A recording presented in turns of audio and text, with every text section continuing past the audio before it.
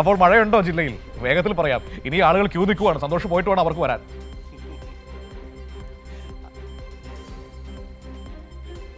ക്ഷമിക്കും.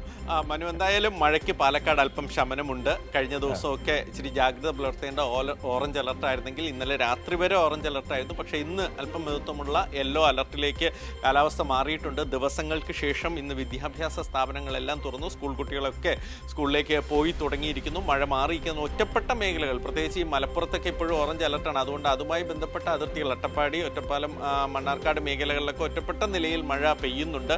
ഇന്നലെ ശരാശരി 14 mm മഴ മാത്രമേ പാലക്കാട് ജില്ലയിൽ പെയ്തിട്ടുള്ളൂ.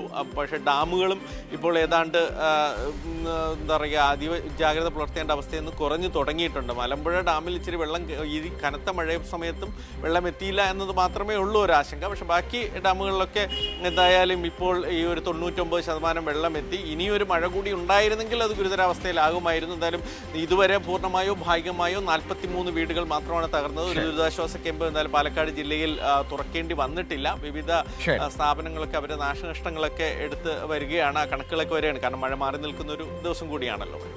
Okay, thank you Santhosh.